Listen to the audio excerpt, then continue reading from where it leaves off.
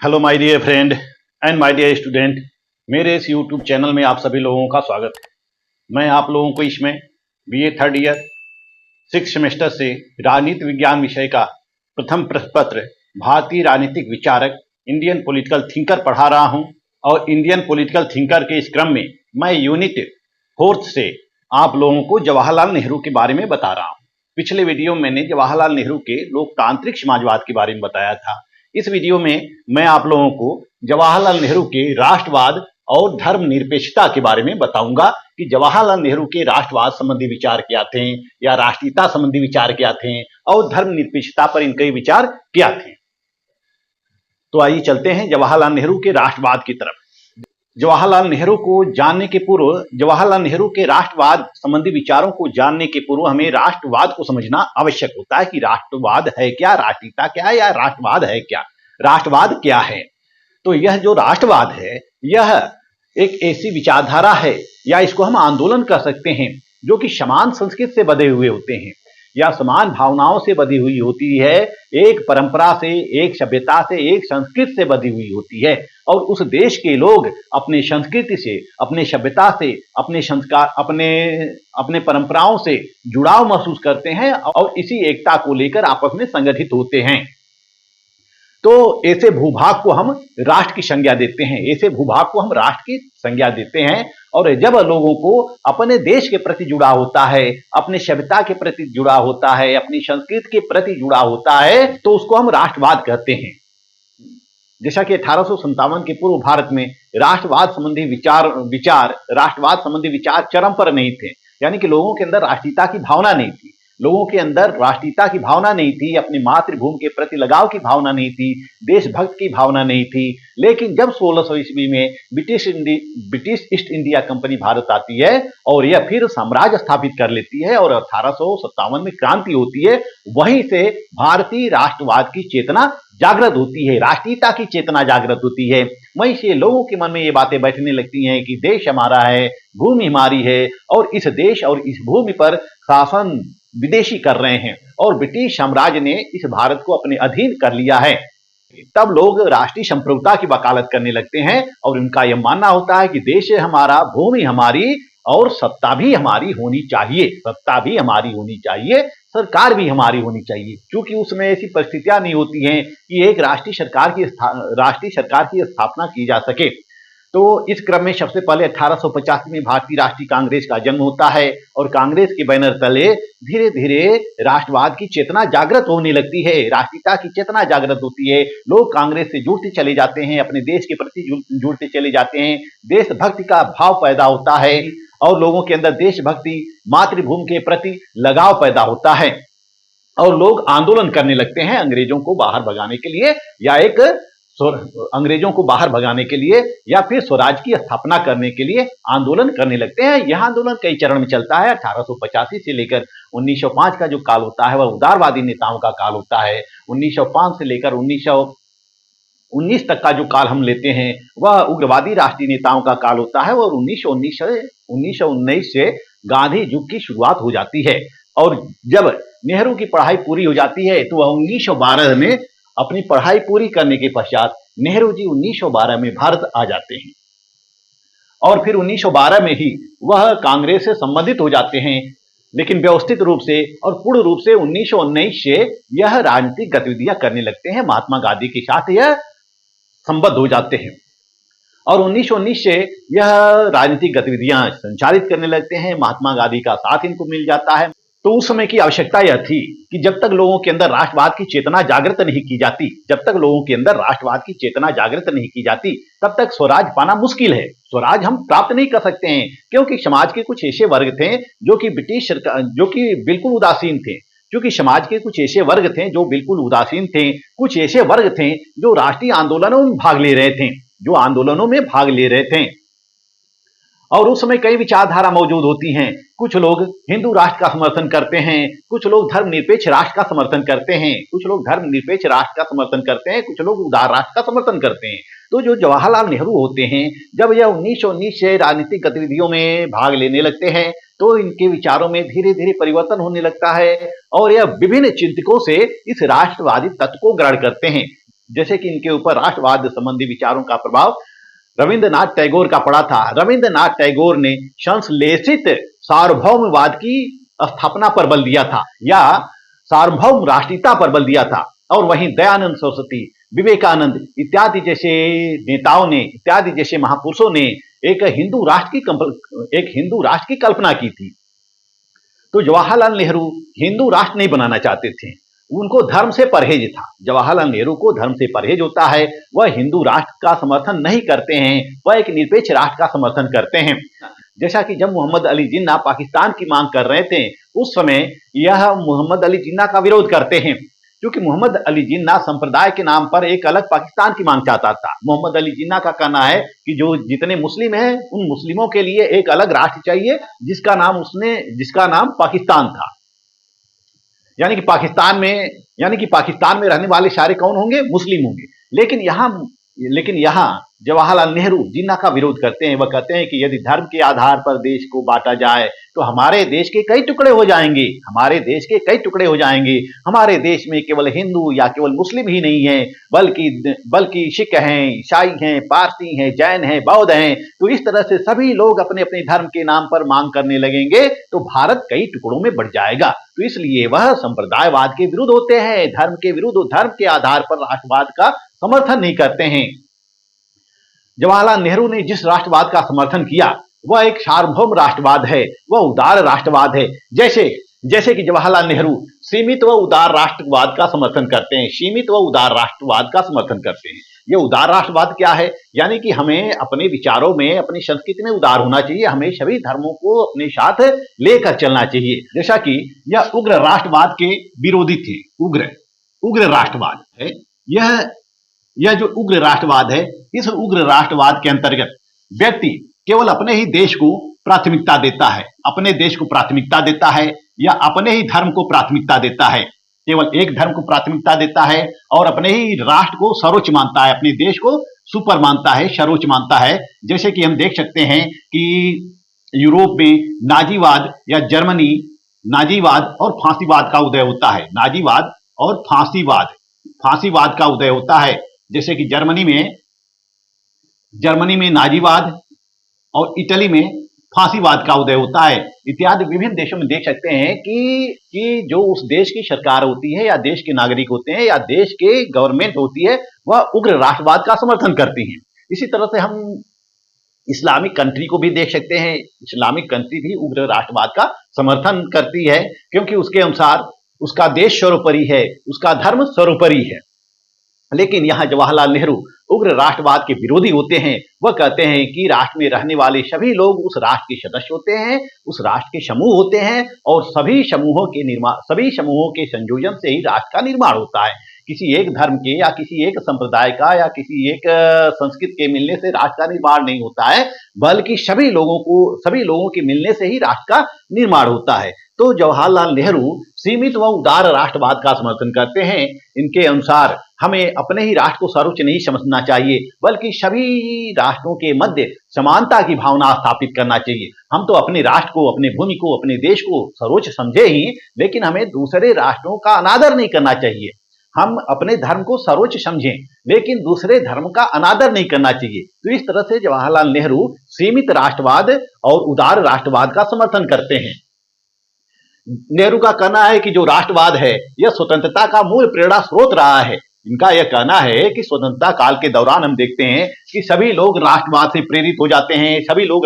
प्रेरित हो जाते हैं। यानी कि जो हमारा इंडिया है, इस इंडिया को आजाद करने के लिए, अंग्रेजों को यहां से भगाने के लिए और अपनी स्वयं की सरकार स्थापित करने के लिए, अपना स्वयं का कानून बनाने के लिए स्वतंत्रता आंदोलन चलता है। राष्ट्रीय चेतना लोगों के मन में राष्ट्रीय चेतना जागृत की जाती है और इस दिशा में राजा राम मोहन राय, स्वामी विवेकानंद, दयानंद सरस्वती इत्यादि विभिन्न विचारक होते हैं जो कि राष्ट्रवाद के प्रबल समर्थक होते हैं, राष्ट्रवाद के प्रचारक होते हैं। तो इनके द्वारा लोगों के मन में राष्ट्रवादी चेतना भरी जाती है और सभी लोग अपने राष्ट्र के प्रति समर्पित होते हैं। अपने राष्ट्र के प्रति उनके अंदर भक्ति का भाव जागृत होता है। अपने राष्ट्र को स्वतंत्र कराने के लिए, राष्ट्र को वह स्वतंत्र कराने के लिए वह स्वतंत्रता आंदोलन में कूद पड़ते हैं। तो जवाहरलाल नेहरू भी राष्ट्रवाद के सच्चे पुजारी होते हैं। वह भी राष्ट्रवाद का समर्थन करते हैं। उनका भी यह कहना होता है कि राष्ट्रवाद स्वतंत्रता प्राप्त करने में एक प्रेरणा स्रोत का काम किया। जैसे कि स्वतंत्रता आंदोलन के दौरान जो भारत में विभिन्न धर्म होते हैं, हिंदू, मुस्लिम, सिख, ईसाई, विभिन्न धर्म होते हैं। तो इसमें जो धर्म होते हैं, तो भारत को आजाद करने के लिए, स्वतंत्रता आंदोलन में भाग लेने के लिए सभी धर्मों के लोग आ जाते हैं, चाहे वह हिंदू हो चाहे मुस्लिम हो। सबने मिलकर भारत को आजादी प्रदान की कि भारत की स्वतंत्रता में योगदान दिया, चाहे वह हिंदू हो चाहे वह मुस्लिम हो। तो यहां जवाहरलाल नेहरू कहते हैं कि जब भारत आजाद नहीं था तब हमें धार्मिक एकता देखने को मिलती थी, परंतु जैसे ही राष्ट्र स्वतंत्र हो जाता है, कोई राष्ट्र स्वतंत्र हो जाता है, वैसे ही राष्ट्रवाद की चेतना गायब हो जाती है। यानी कि जितने लोग होते हैं वह सभी अपने अपने धर्म के अनुसार राष्ट्रीयता की मांग करने लगते हैं या राष्ट्रीयता की स्थापना करने लगते हैं और फिर राष्ट्रीय एकता गायब हो जाती है। तो यह कहते हैं, तो जवाहरलाल नेहरू कहते हैं कि राष्ट्रवाद स्वतंत्रता का मूल प्रेरणा स्रोत रहा है। राष्ट्रवाद ही वह तत्व है जिसने कि स्वतंत्रता में अतुलनीय योगदान दिया। विविधता में एकता, नेहरू राष्ट्रवाद के अंतर्गत विविधता में एकता को समाहित करते हैं। उनका यह कहना है कि हमारे देश में विभिन्न जातियां हैं, विभिन्न धर्म हैं, विभिन्न संस्कृति है, विभिन्न संप्रदाय हैं, लेकिन इतनी विभिन्नता होने के बावजूद भी हमारे देश में एकता है, लोगों के बीच एकता है। सभी लोग एक सूत्र में बंधे हुए हैं, सभी लोग एक ही राष्ट्रीयता के सूत्र में बंधे हुए हैं। वह क्या है? वह सूत्र कौन सा है? भारतीय है। वह सभी लोग क्या है? भारतीय हैं। सभी लोग इंडियन है, सभी लोग भारतीय हैं, सभी लोग भारतीयता के सूत्र में बंधे हुए हैं, सभी लोग भारतीयता के सूत्र में बंधे हुए हैं और सबका एक ही राष्ट्र है। वह कौन सा राष्ट्र है? भारतीय है। सबका एक ही राष्ट्र है, वह भारतीय है और सभी लोगों ने देश के निर्माण में सहयोग दिया है। तो वह विविधता में एकता मानते हैं। जैसा कि जवाहरलाल नेहरू के जो राष्ट्रवादी संबंधी विचार है, हम उनकी पुस्तक भारत की एकता में देख सकते हैं। इन्होंने भारत की एकता नामक जो पुस्तक लिखी है, उसी पुस्तक में हम इनके राष्ट्रवाद संबंधी विचारों को देख सकते हैं। तो ये विविधता में एकता चाहते थे, धर्मनिरपेक्ष राष्ट्रवाद का समर्थन करते हैं। जैसा कि जिन्ना एक अलग मुस्लिम राष्ट्र का समर्थन करते हैं, लेकिन जवाहरलाल नेहरू धर्मनिरपेक्ष राष्ट्र का समर्थन करते हैं। वह कहते हैं, वह किसी भी धर्म को नहीं मानते। वह कहता है कि धर्म एक व्यक्ति, जवाहरलाल नेहरू का कहना है कि धर्म सबकी व्यक्तिगत चीजें हैं, लेकिन सार्वजनिक जीवन में धर्म की श्रेष्ठता स्थापित नहीं करनी चाहिए। लेकिन सार्वजनिक जीवन में धर्म की श्रेष्ठता स्थापित नहीं करना चाहिए। हमें धर्म के आधार पर देश का बंटवारा नहीं करना चाहिए। वह इस बंटवारे के भी विरुद्ध होते हैं। नेहरू बंटवारे के भी विरुद्ध होते हैं। वह धर्म के आधार पर देश का बंटवारा नहीं करना चाहते थे। तो वह धर्मनिरपेक्ष राष्ट्रवाद का समर्थन करते हैं। वह कहते हैं कि हमारे राष्ट्र के अंतर्गत सभी धर्म समान हैं, सभी धर्म समान हैं, सबको अपना अपना धर्म मानने की खुली छूट है, सबको पूजा पाठ उपासना की खुली छूट है। वह कहते हैं कि यह जो लोगों का धर्म है, यह लोगों का व्यक्तिगत विषय है, राष्ट्र का कोई धर्म नहीं है, राष्ट्र का कोई धर्म नहीं होगा। राष्ट्र का धर्म क्या है? निरपेक्ष धर्म है। राष्ट्र का कोई धर्म नहीं होगा, राष्ट्र बिल्कुल निरपेक्ष होगा और राष्ट्र में जितने भी लोग रह रहे हैं, जितने भी धर्म के लोग रह रहे हैं, सभी लोगों को समान दृष्टि से देखा जाएगा। तो इस तरह से जवाहरलाल नेहरू एक धर्मनिरपेक्ष राष्ट्र की स्थापना करते हैं। वह संकीर्ण राष्ट्रीयता का विरोध करते हैं। संकीर्ण राष्ट्रीयता का मतलब क्या है? जैसे अपने ही राष्ट्र को सर्वोच्च समझना, अपने ही जाति को सर्वोच्च समझना, अपने ही धर्म को सर्वोच्च समझना। तो वह संकीर्ण राष्ट्रीयता का विरोध करते हैं। जैसा कि कुछ यूरोपीय देशों में वह अपने ही देशों को सर्वोच्च समझते थे। जैसे हम जर्मनी और इटली को देख सकते हैं कि उसने जो राष्ट्रीयता की स्थापना की, एक विशेष वर्ग पर आधारित थी, एक विशेष विचारधारा पर आधारित थी। लेकिन भारत के अंतर्गत विभिन्न धर्म के लोग रहने वाले हैं, विभिन्न धर्म के लोग रहने वाले हैं, विभिन्न भाषा, विभिन्न संस्कृतियां हैं। लेकिन इतना होते हुए भी भारत जम्मू कश्मीर से लेकर कन्याकुमारी तक, गुजरात से लेकर असम तक एक सूत्र में बंधा हुआ है। तो जवाहरलाल नेहरू संकीर्ण राष्ट्रीयता का विरोध करते हैं। वह सार्वभौम राष्ट्रवाद में विश्वास करते हैं। जैसा कि रविंद्रनाथ टैगोर ने संश्लेषित राष्ट्रवाद या सार्वभौम राष्ट्रवाद का विचार प्रस्तुत किया था। तो यह रविंद्रनाथ टैगोर के विचारों से प्रेरित होते हैं और यह भी सार्वभौम राष्ट्रवाद की स्थापना करते हैं। यह कहते हैं कि जिस तरह से हम अपने राष्ट्र को जिस तरह से हम अपने राष्ट्र को सर्वोच्च समझते हैं, तो हमें दूसरे राष्ट्रों का भी अनादर नहीं करना चाहिए, दूसरे राष्ट्रों का भी सम्मान करना चाहिए, दूसरे राष्ट्रों का सहयोग करना चाहिए, दूसरे राष्ट्रों का भी हमें सहयोग करना चाहिए। तो यह संकीर्ण राष्ट्रीयता में विश्वास नहीं करते हैं, संकीर्ण राष्ट्रीयता का विरोध करते हैं, यह साम्राज्यवाद का विरोध करते हैं। जवाहरलाल नेहरू का कहना है कि भारत में साम्राज्यवाद जब स्थापित होता है, यानी कि ब्रिटिश साम्राज्य की स्थापना जब होती है, तो इसने पूरे भारत को अपने अधीन कर लिया। लेकिन परिणाम यह होता है कि एक समय ऐसी स्थिति आती है कि लोगों की चेतना जागृत होने लगती है, राष्ट्रीय चेतना जागृत होने लगती है, लोगों को अपने भूमि के प्रति, अपने देश के प्रति, अपनी सभ्यता के प्रति जुड़ाव होने लगता है, लगाव होने लगता है, और लोग फिर ब्रिटिश सरकार का विरोध करने लगते हैं। ब्रिटिश सरकार को भारत से निकालने के लिए आंदोलन का दौर चलता है, और अंततः 1947 में भारत को आजाद किया जाता है। यह साम्राज्यवाद का विरोध करते हैं। वह कहते हैं कि साम्राज्यवाद के द्वारा जिस देश में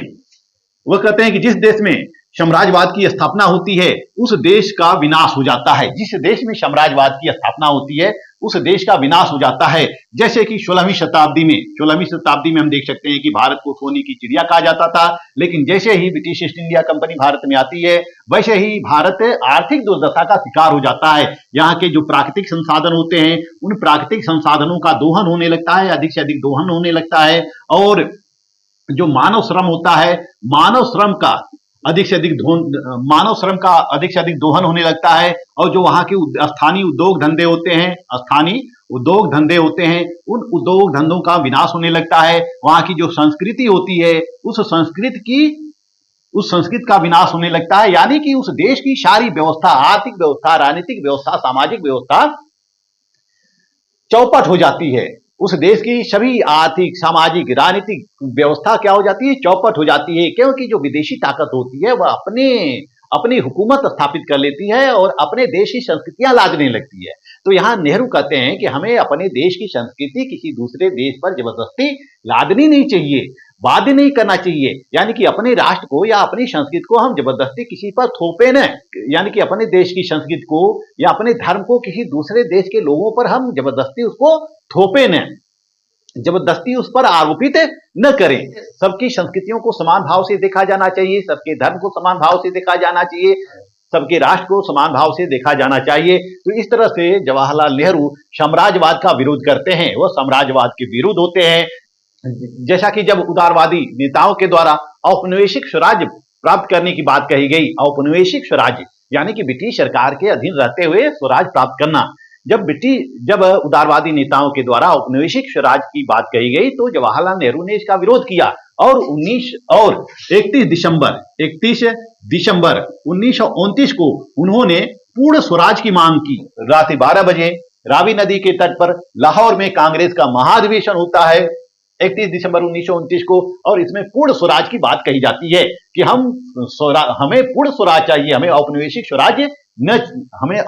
स्वराज नहीं चाहिए। तो इस तरह से जवाहरलाल नेहरू साम्राज्यवाद के विरुद्ध होते हैं, यह पूर्ण स्वराज के प्रतिपादक होते हैं, पूर्ण स्वराज की मांग करते हैं, और इन्होंने स्वतंत्रता आंदोलन में बढ़ चढ़कर भाग लिया। समन्वयवादी दृष्टिकोण, जवाहरलाल नेहरू समन्वयवादी दृष्टिकोण अपनाते हैं। वह कहते हैं कि राष्ट्र में जितने भी समूह हैं, जितने भी धर्म के लोग हैं, जितने भी वर्ग के लोग हैं, जितने भी सभ्यता या संस्कृतियों के लोग हैं, सबके बीच समन्वय स्थापित करना चाहिए, और जब हम सभी लोगों को साथ मिलाकर चलेंगे, तभी हम भविष्य का निर्माण कर पाएंगे, तभी हम एक उत्तम भविष्य का निर्माण कर पाएंगे। तो इस तरह से यह राष्ट्रवाद के समन्वित स्वरूप पर बल देते हैं। आइए देखते हैं धर्मनिरपेक्षता, जवाहरलाल नेहरू के धर्मनिरपेक्षता संबंधी विचार। धर्मनिरपेक्षता क्या है? जैसा कि धर्म से पूर्ण रूप से अलग होना, धर्मनिरपेक्ष होना ही धर्मनिरपेक्षता है। यानी कि धर्मनिरपेक्षता का आशय यह नहीं है कि किसी भी धर्म का सम्मान नहीं करना, बल्कि सभी धर्मों को सम्मान की दृष्टि से देखना, सभी धर्मों को सम्मान की दृष्टि से देखना। यानी कि धर्मनिरपेक्षता का आशय यह है कि राज्य का कोई राज्य धर्म नहीं होगा, और वह धार्मिक मामलों में सभी धर्मों के साथ समान रूप से व्यवहार करेगा। किसी धर्म को न तो बहुत श्रेष्ठ स्थान देगा, न तो किसी धर्म का अपमान करेगा, बल्कि सभी धर्मों के साथ समान व्यवहार करेगा। ऐसे में जवाहरलाल नेहरू का कहना है कि हमें राजकीय कार्यों या प्रशासनिक कार्यों से धर्म को अलग रखना चाहिए। जैसे कि धर्म को राजनीति से अलग रखना चाहिए, सामाजिक, आर्थिक और सांस्कृतिक पहलुओं से धर्म को अलग रखना चाहिए। हमें धर्म का समावेश किसी भी मामलों में नहीं करना चाहिए, न तो सामाजिक मामलों में करना चाहिए, न तो आर्थिक मामलों में करना चाहिए, न तो राजनीतिक मामलों में करना चाहिए, न प्रशासनिक मामलों में हमें धर्म का समावेश नहीं करना चाहिए। और इनका यह कहना है कि धर्मनिरपेक्षता का अर्थ यह होता है कि राज्य का कोई धर्म न होना या राज्य का धर्म से संबंध न होना, राज्य का धर्म से पृथक होना। यानी कि राज्य अलग है और धर्म अलग है। धर्म लोगों की व्यक्तिगत चीजें हैं और राज्य लोगों की सार्वजनिक चीजें हैं। राज्य जो भी कार्य करेगा, जो भी नीतियां बनाएगा, वह सबके लिए बनाएगा, सबके लिए बनाएगा। वह धर्म के आधार पर किसी प्रकार का भेदभाव नहीं करेगा। सभी प्रकार की योजनाओं में, सभी प्रकार के लाभों में यह सभी धर्मों को समान अवसर देगा। यानी कि धर्म के आधार पर भी नीतियां नहीं बनाएगी, धर्म के आधार पर भी राज्य के द्वारा नीतियां नहीं बनाई जाएगी। जो भी नीतियां बनाई जाएंगी सभी धर्मों के लिए बनाई जाएंगी, सभी धर्मों के लिए बनाई जाएंगी। सभी धर्मावलंबियों के लोग उस योजनाओं का उपभोग करते रहेंगे। यानी कि धर्म के आधार पर किसी प्रकार का भेदभाव नहीं किया जाएगा। जवाहरलाल नेहरू का मानना है कि राज्य को धार्मिक आधार पर भेदभाव नहीं करना चाहिए। राज्य को सबके लिए नीतियां बनानी चाहिए, समान रूप से नीतियां बनानी चाहिए। राज्य किसी भी धर्म में हस्तक्षेप नहीं करेगा। धर्म लोगों का व्यक्तिगत मामला है, परंतु यदि धार्मिक आधार पर कहीं प्रताड़ना हो रहा है या धार्मिक आधार पर कहीं विभिन्न अंधविश्वास फैलाए जा रहे हैं, राज्य को यह पावर प्राप्त है कि वह धार्मिक मामले में इंटरफियर कर सकता है, धार्मिक मामले में हस्तक्षेप कर सकता है। यानी कि राज्य हित में और समाज हित के मामले में वह धर्म में हस्तक्षेप कर सकता है। यदि उस धार्मिक प्रवचन से या धार्मिक कार्यों से समाज को खतरा है, राज्य को खतरा है, राज्य क्षेत्रीय अखंडता और संप्रभुता को खतरा उत्पन्न होता है, तो ऐसे धार्मिक समूहों पर प्रतिबंध लगाए जा सकते हैं। जवाहरलाल नेहरू का कहना है कि सभी नागरिकों को धार्मिक स्वतंत्रता प्राप्त होगी। यानी कि जबरदस्ती किसी को कोई धर्म अपनाने के लिए बाध्य नहीं किया जाएगा। जैसा कि हम अपने संविधान के अनुच्छेद 25 से लेकर 28 में देख सकते हैं कि धार्मिक स्वतंत्रता दी गई है। यानी कि हमें मौलिक अधिकार दिया गया है, हम किसी भी धर्म को अपना सकते हैं, किसी भी धर्म को छोड़ सकते हैं।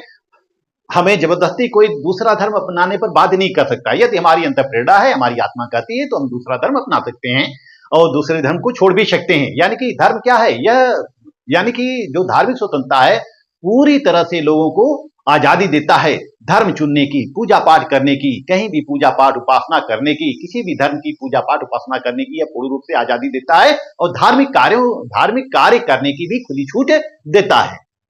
तो पंडित जवाहरलाल नेहरू धार्मिक स्वतंत्रता का समर्थन करते हैं और धार्मिक स्वतंत्रता का समर्थन करते हुए वह कहते हैं कि ये जो धर्म है राष्ट्रीय एकता में सहायक है। धर्म जो है वह राष्ट्रीय एकता में सहायक है, राष्ट्रीय एकता में समर्थक है, क्योंकि राष्ट्रीय आंदोलन के दौरान सभी धर्मों के सहयोग से ही भारत को स्वतंत्रता प्राप्त होती है। तो जवाहरलाल नेहरू धर्म की उदारवादी अवधारणा प्रस्तुत करते हैं। वह असहिष्णुता का विरोध करते हैं, कट्टरता का विरोध करते हैं, धर्मांधता का विरोध करते हैं, रूढ़िवादिता का विरोध करते हैं और विभिन्न प्रकार की जितनी धार्मिक बुराइयां हैं सभी धार्मिक बुराइयों का विरोध करते हैं। वह मानव गरिमा को सर्वोच्च स्थान देते हैं। वह कहते हैं कि हमें मानव गरिमा को ध्यान में रखना चाहिए और कोई भी कार्य मानव गरिमा के अनुसार ही करना चाहिए। कोई भी कार्य करते समय यह देखना चाहिए कि मनुष्य की प्रतिष्ठा धूमिल न होती हो, मनुष्य को चोट नहीं पहुंचती हो, मानव को चोट नहीं पहुंचती हो। हमें सभी मानवों के साथ समान बर्ताव करना चाहिए, भ्रातृत्व भावना के अनुसार कार्य करना चाहिए। तो इस तरह से हम देखते हैं कि जवाहरलाल नेहरू धार्मिक संकीर्णता का विरोध करते हैं, सांप्रदायिक संकीर्णता का विरोध करते हैं। यह धर्म के आधार पर किसी भी प्रकार की सुविधाओं का विरोध करते हैं कि धर्म के आधार पर किसी भी वर्ग को या किसी भी समाज को कोई विशेष सुविधा दी जाए। यह कहते हैं कि राज्य के द्वारा ऐसे कानून बनाए जाने चाहिए जिससे कि सभी लोगों को लाभ हो। यानी कि यह लोक कल्याणकारी राज्य की स्थापना पर बल देते हैं, लोक कल्याणकारी राज्य की स्थापना पर बल देते हैं, धर्मनिरपेक्ष राज्य पर बल देते हैं जिसका कि कोई राज धर्म न हो, सबके लिए समान, सभी धर्म उसके लिए समान होंगे, राज्य सभी धर्मों को आदर के भाव से देखेगा। तो इस तरह से हम देखते हैं कि जवाहरलाल नेहरू ने एक धर्मनिरपेक्ष राज्य की धारणा प्रस्तुत की है।